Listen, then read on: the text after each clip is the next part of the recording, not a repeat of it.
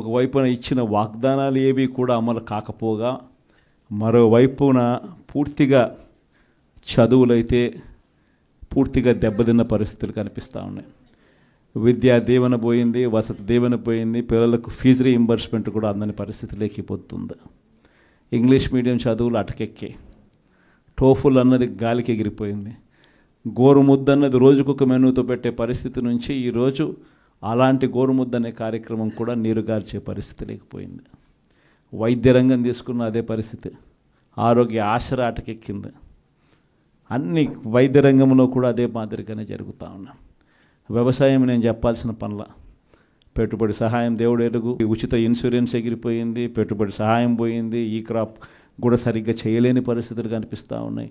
ఆర్బీకేలు అప్పుడే అటకెక్కేసి ప్రతి రంగంలోనూ కూడా మన హయాంలో డోర్ డెలివరీ జరిగే పథకాలు ఈరోజు డోర్ డెలివరీ అన్నది గాలికి ఎగిరిపోయింది. ఈరోజు తెలుగుదేశం పార్టీ కార్యకర్తలు ఇళ్లకు ఈరోజు అధికారులు పోయి అక్కడి నుంచి పంపిణీ చేస్తూ ఉండరు. ప్రజలు అక్కడికి పోవాలి, 2 నెలలు అక్కడికి పోకపోతే కనుక కట్. ఇప్పటికే 1,50,000 పెన్షన్ ఇప్పటికే కటింగ్ అయిపోయినాయి. ప్రతి అడుగులోనూ కూడా ఇదే జరుగుతూ ఉంది. కరప్షన్ గురించి నేను చెప్పాల్సిన పనుల మీ అందరికీ తెలిసిన విషయమే.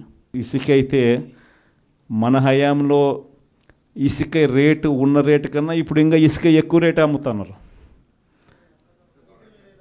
కనీసం అప్పుడన్నా గవర్నమెంట్ కన్నా ఆదాయం వస్తాను నేను.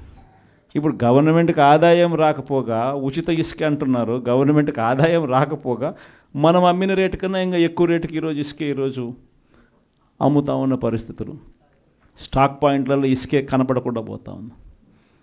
మద్యం పరిస్థితి అంటే మనమేమో మద్యం తక్కువ తాగాలి, ప్రజలు బాగుపడాలి, వాల్యూమ్స్ తగ్గాలి అని మనం తాపత్రయపడితే వీళ్ళేమో గవర్నమెంట్కి వచ్చే ఆదాయం రాకపోయినా నష్టం లేదని తగ్గించి లిక్కర్ వాల్యూమ్స్ పెరగడం వల్ల వచ్చే లాభం ఏంది?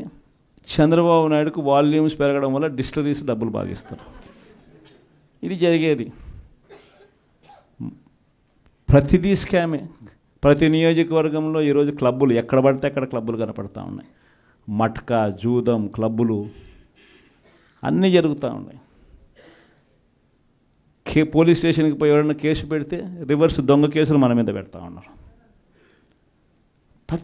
ప్రతి వ్యవస్థ కూడా ఇదే మాదిరిగా దిగజారిపోయిన పరిస్థితి కేవలం ఈ 4 నెలల కాలంలోనే కనిపిస్తూ ఉన్నాం.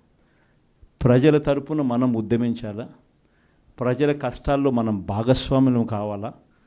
కాబట్టి మీ అందరికీ నేను ఒకటే చెప్తాను, ధైర్యంగా ఉండండి. అందరం కలిసికట్టుగా పోరాడదాం, అందరం కలిసికట్టుగా ఉద్యమిస్తాం.